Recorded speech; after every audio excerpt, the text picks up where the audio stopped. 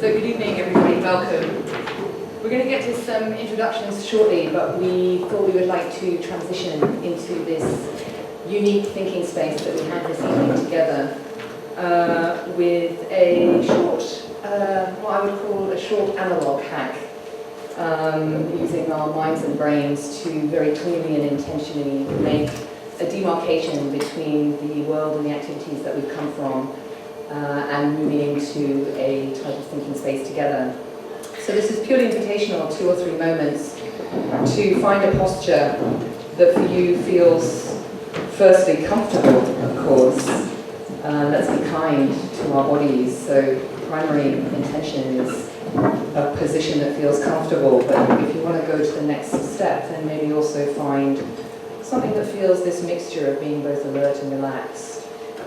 And if you wish, a few shoulder rolls to offer some care and some interest to the body, gratitude for taking care of us today and all those other days. And taking just 1 minute to see what comes with us into this space from the day thus far,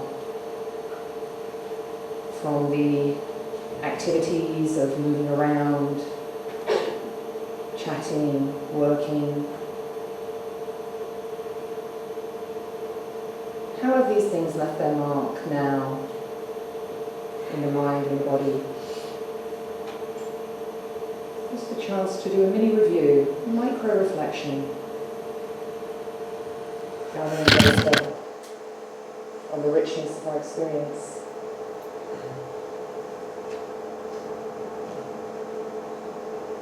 You don't need to take too long, just a quick look, see who's around, and then let's very intentionally narrow the focus of attention and move it down to feel the feet on the floor, the bottom on the chair,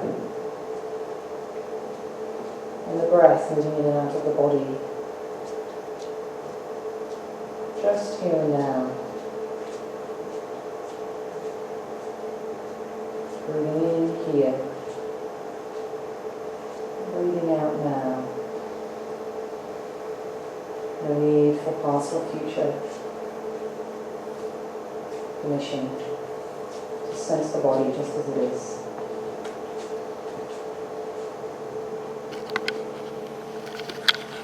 And from this position, having seen what comes with us, having grounded as best we can, now let's tune into our intentions, this question, why am I here? Maximizing the use of our mind and brain and heart while being very clear with our intentions, our interests.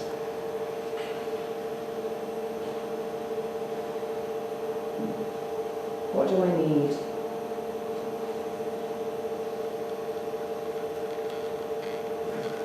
What can I offer?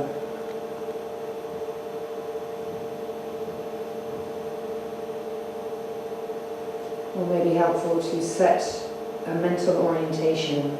The suggestion is one of curiosity, courage, compassion.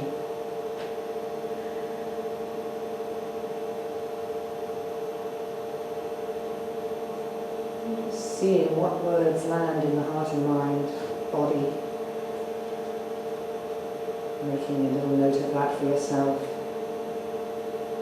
As you take 3 breaths to finish, turning the camera lens of attention outwards again to the room and the space.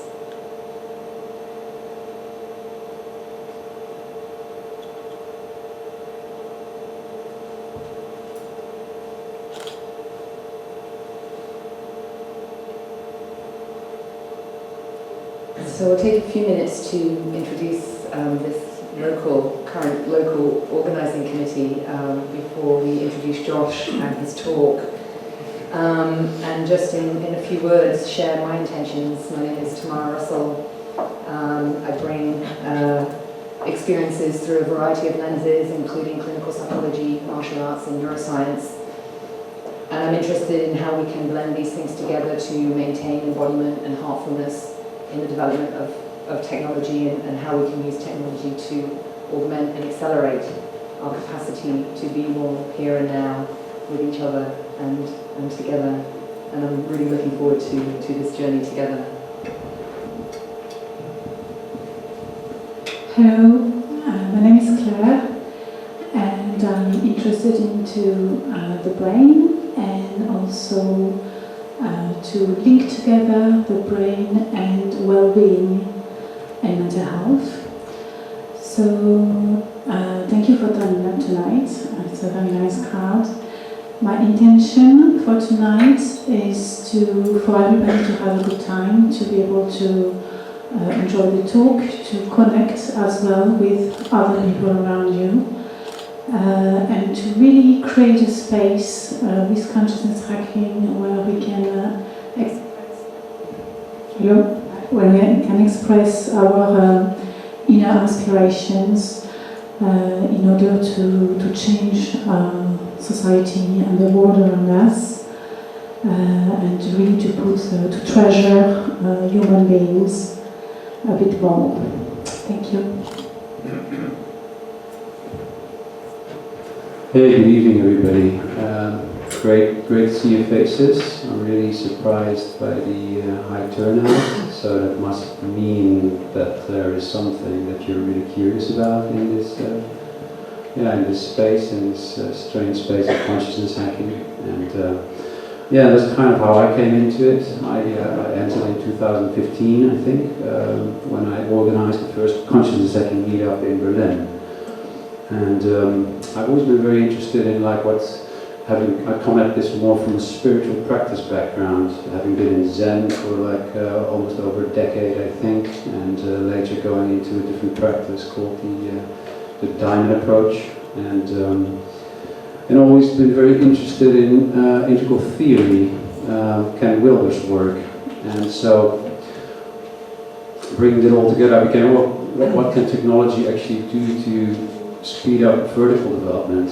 And because maybe some of you are familiar with this, as we can grow through stages, empathy increases, egocentricity decreases. And this is just the science is quite clear. So I was thinking, okay, what can we do? And so this has been an ongoing inquiry for me. What can that mean? And not just for the self, but also for culture.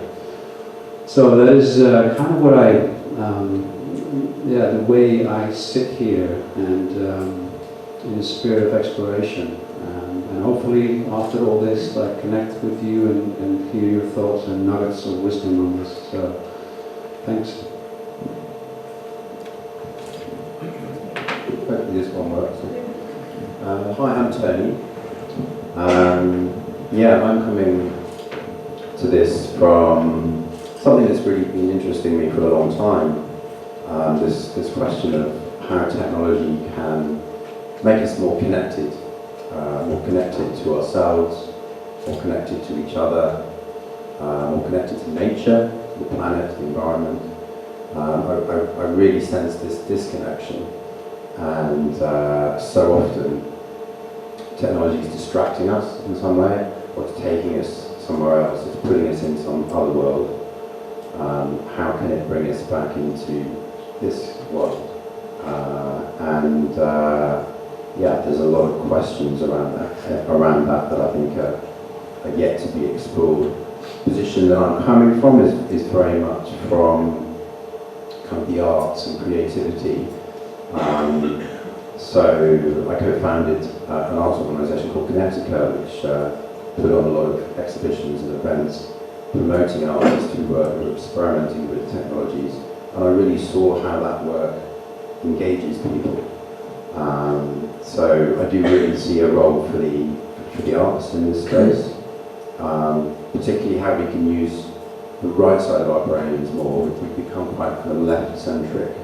The more kind of conceptual, analytical side has dominated over this more creative, embodied side. So I'm really keen to explore how we can really tap into that creativity and that sense of wonder and curiosity of the world around us. Also, I'm interested in these questions around collaboration versus competition, and how can we work together more. This is why the consciousness hacking movement is I think so interesting. It's a global movement. So we're really happy that Joshua Fields is here this evening over from San Francisco, where the movement started. And I believe there's 50 regional hubs around the world who are bringing together people to explore these questions. So we're really happy to start this exploration here in London. And Joshua is, I think, from Glasgow originally, but now living in San Francisco. He has a degree from Oxford University, as well as the California Institute of Integral Studies, where he studied philosophy and consciousness. And he's also got in a previous life he was working for Morgan Stanley, and he was also an amateur boxer, which is something that we'll have to explore another time. But we're really delighted that he's here to talk to us and starting this exploration with us here in London. Thanks, Joshua. So let's give a warm round of applause to welcome Joshua. We're going to quickly clear these chairs. But if you need to move, now's your chance, because we're going into learning. Oh, your body wants to learn. Shake, otherwise, attention on.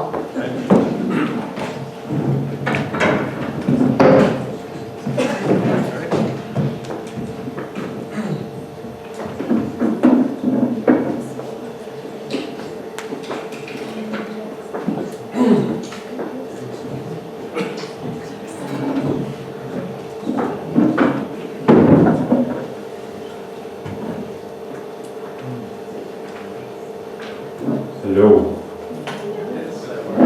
Yeah, hear me? You hear the Glasgow accent? I can actually whip out the Glasgow accent in the UK. I can't do it in San Francisco. It's too unintelligible. So, welcome everyone. Thank you everyone for that beautiful introduction. Who here has heard of consciousness hacking? Hold them high. Who here has heard of the organisation consciousness hacking rather than just the concept? Okay, so most of the same. And I just want to get a quick feel for the room, because obviously this is a very broad area. And so who here is here out of interest in mainly the hacking piece, the technology side? Raise them high. What about the consciousness side, mindfulness, spirituality? Okay, more of you. Good, that's how I came into this. Okay, good. And what about the blend? Who's obviously interested in this intersection? Who was dragged here by mindful misses? Or a overly keen husband? Or a funky friend? A few of you. My friends too. Well, welcome. So my journey with consciousness hacking started actually back in London about 4 years ago. I was working in the field of investment banking at Morgan Stanley, and I was going home every night listening to Alan Watts, Terence McKenna, Joseph Campbell, some familiar names. And I was also at the same time having these really peak experiences through meditation, through lucid dreaming.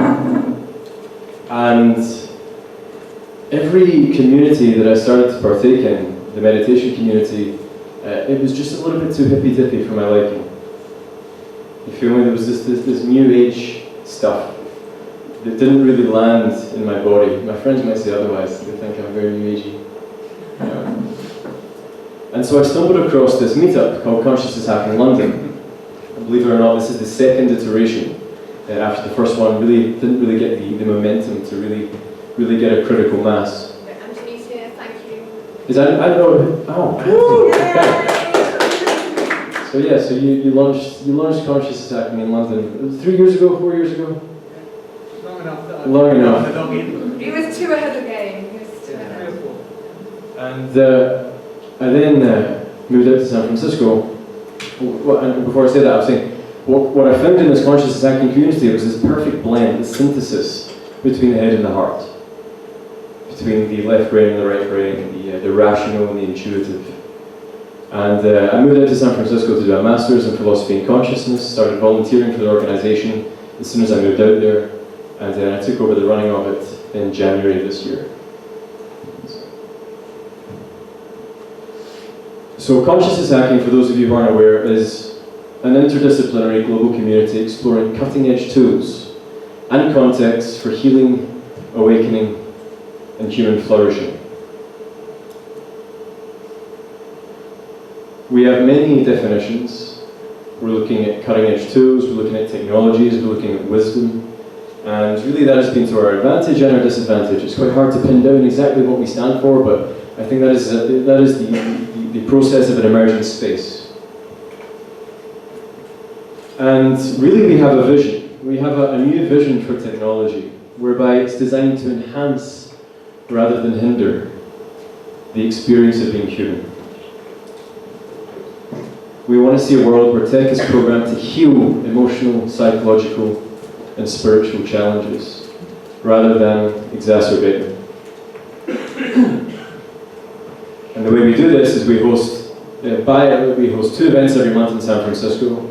We host an annual conference called Awakened Futures. Anyone heard of Awakened Futures? We have a speaker from Awakened Futures here tonight, actually. I'll keep his Mendel Kalen at the back. And we build community and we write content.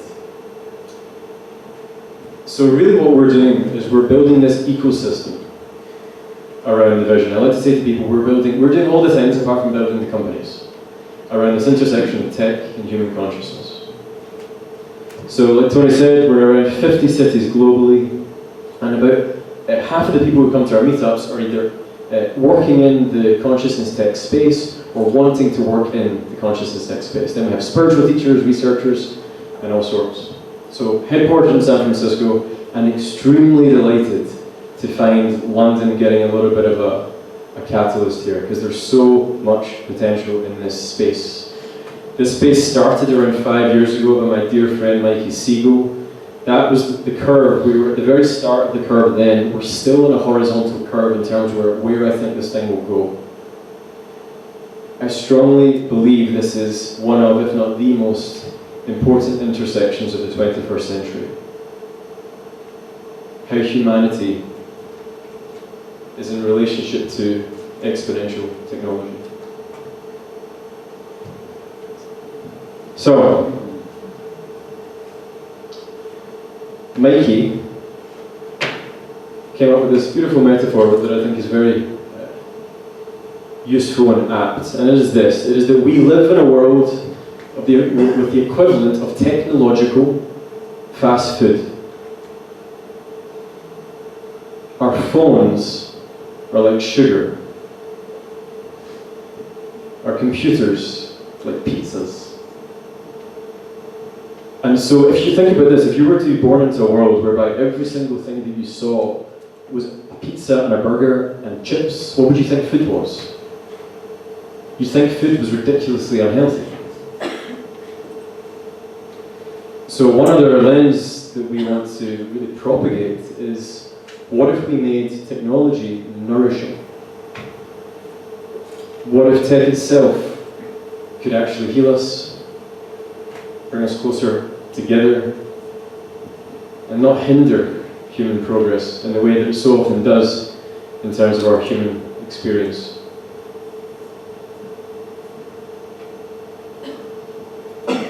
Can I just see, can you see is my head, got a headband? Are we all good? Okay, getting some sunbeam. So if you were to come to a Conscious Attacking meetup, here are some of the words and phrases and concepts that we're really speaking of.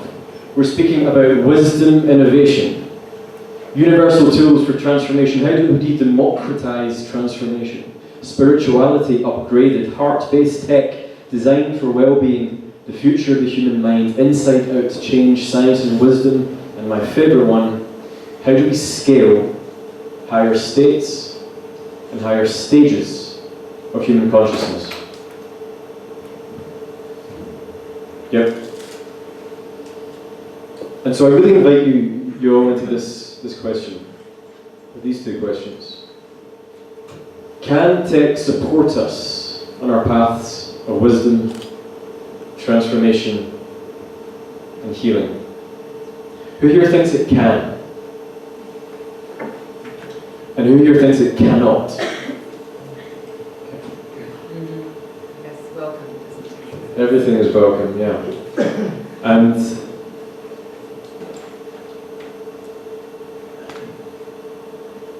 one of the big issues is that what technology is currently doing to us is it's, I would argue, actually propagating and amplifying trauma. That every time we actually look into our phone for that latest dopamine hit, we're actually trying to escape some moment of our present lived experience. I think technology is masking symptoms of trauma and we don't know what to do with it.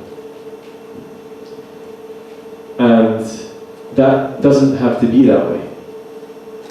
And tonight what I'm going to do is talk slightly about what the innovations that are coming out of Silicon Valley are, what some of the movement is all about, and really give you guys a vision for what could actually become as we move from trauma technology to healing technology.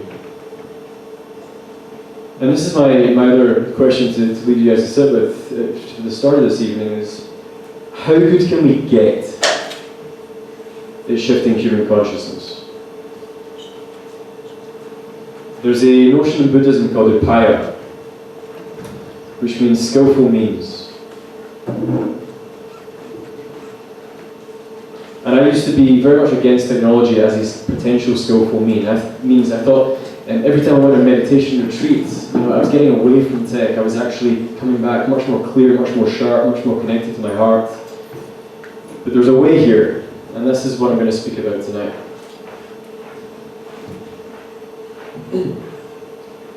So why the focus on tech? Who here has a meditation practice? Who here is interested in psychedelic science? Who here has a meditation practice or psychedelic science and thinks tech is a little bit evil as it currently is?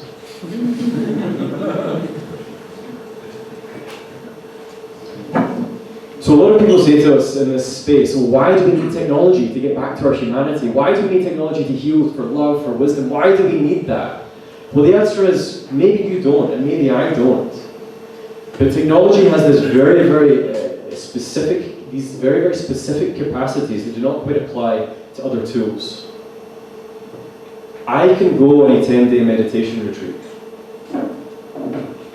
You might be able to go on some sort of shamanic ceremony, or read Alan Watts until the sun comes up. But what would it look like to actually give people, 7 billion people in this world, access to the same levels of transformation that we have the privilege of getting access to? So this is why tech. We can personalize hardware and software interventions. It is scalable. Think about how many people had a mobile phone in the year 2000. And that was something like 90% of the world. Technology has this exponential capacity to disseminate. We want to invite this up conversation. What if we disseminated our highest human qualities? Or at least the tech that encourages them.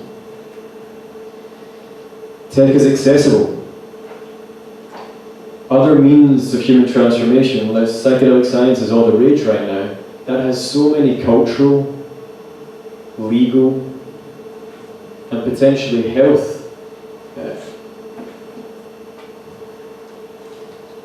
tensions in the culture that means that it's going to be almost impossible to get that stuff to something like Saudi Arabia or Afghanistan or somewhere in Africa. Tech doesn't suffer from those same limitations. And then there's abundance. There's also something about getting really good at it. Getting really, really good at transformation. 10 days in a meditation retreat is just not going to happen for a lot of people.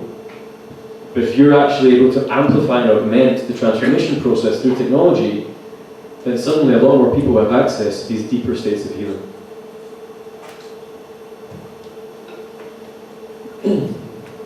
So, the way I see this movement playing out is really twofold.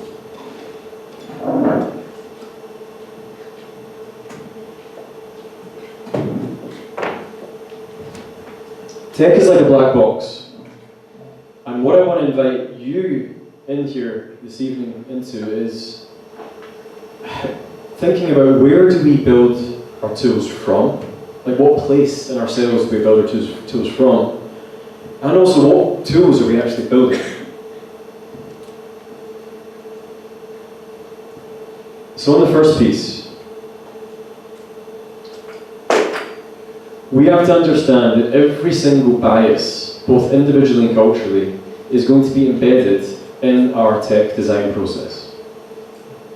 So there was a recent study out that showed artificial intelligence facial recognition was almost 100% accurate for white male faces, but 20% lower for black females. Our cultural and our individual biases, which lie dormant in the unconscious psyche, are being programmed into things that are actually navigating and sculpting how we interact with the world. Then there's intentions. Think about it this way. If you are feeling angry or fearful, what kind of tool are you going to create? If you're feeling joy and love, what kind of tool would you want to create?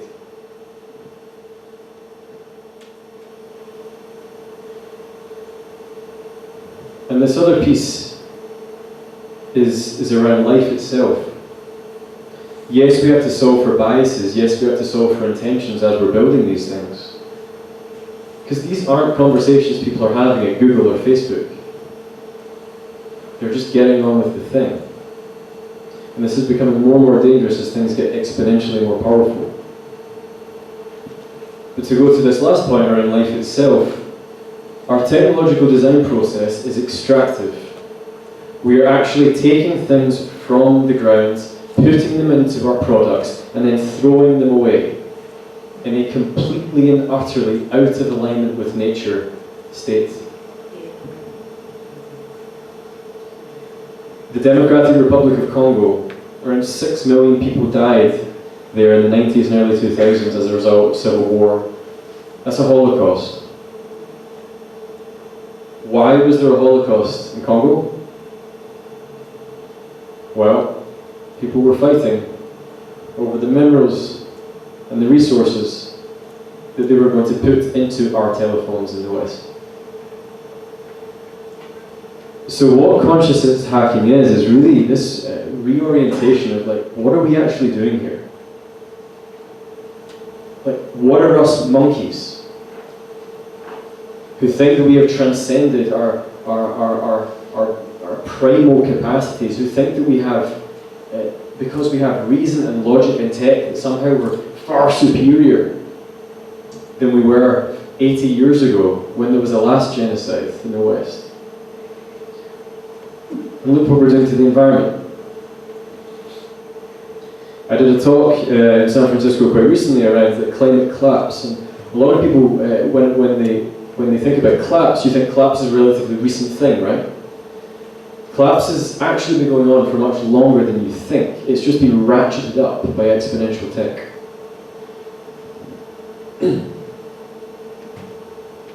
So we have to really consider in this process, where are we building our technology from what place, from what intentions, and how are we interacting with the earth?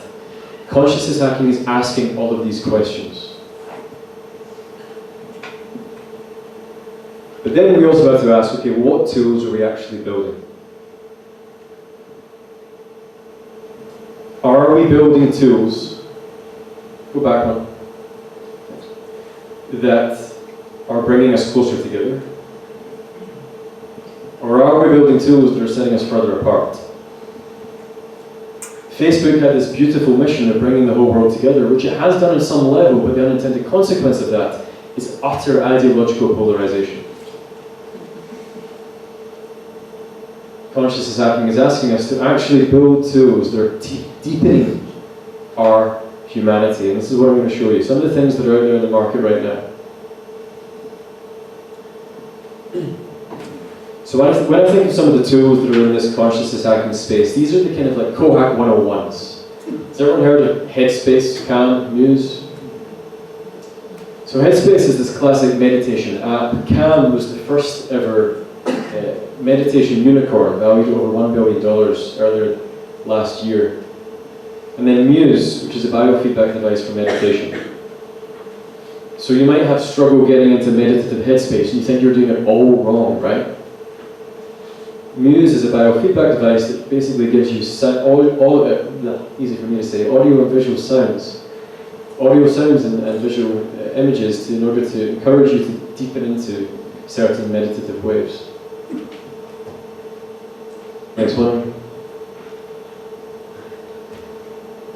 There are some other tools here. Trip, psychedelic experience in virtual reality. Biocybernaut Institute.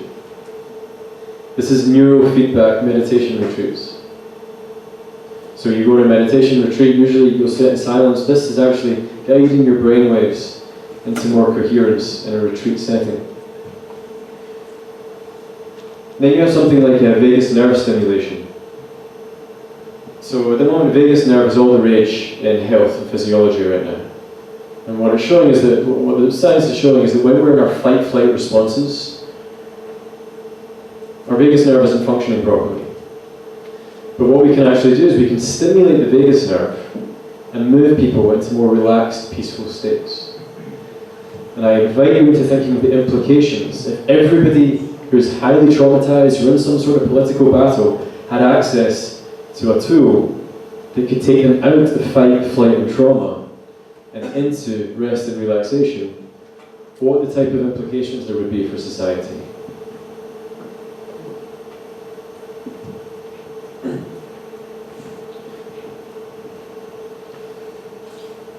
So those are the Cohack Tools 101. You've probably heard of a few of them. If you've not, then that's the really simple stuff. But really what I'm excited about this movement about is really what is on the horizon. And this is a guy called Jay Sanguinetti, who works at the University of Arizona. And does anyone know who the meditation teacher is? Shinzen. You're cheating. This is Shinzen Young, who's a very, very well-known meditation teacher. He's been practicing and teaching for over 40 years. And Shinzen had this idea.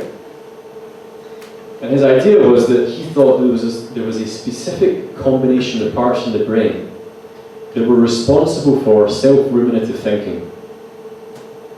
You know the voice inside your head that says you're not good enough, you need to do this, you need to do that, and I hate you. The self-ruminative voice, 95% of which is completely useless. He contacted Jay, who's a consciousness researcher, and together they set out on a little bit of a project. And ultrasonic neuromodulation was this project. And it's a really fancy way of saying ultrasound. But that's a TMS coil. That's a TMS cord. Yeah, yes, that is a TMS. That picture is TMS. That's the... Wait, the white part? Yep. Yeah, I thought that is TMS. So the ultrasound is different. The ultrasound is basically the kind of things that you see when you're getting treatment at the hospital. So it's really, really light stimulation. And what Shinzen and Jay found was that after stimulating a very specific part of Shinzen's brain, the ACC anterior cingulate cortex, and two other parts of the brain, Shinzen said it was the most significant intervention he'd ever experienced in his 40 years of meditation. So these tools can be highly, highly, highly powerful for human transformation.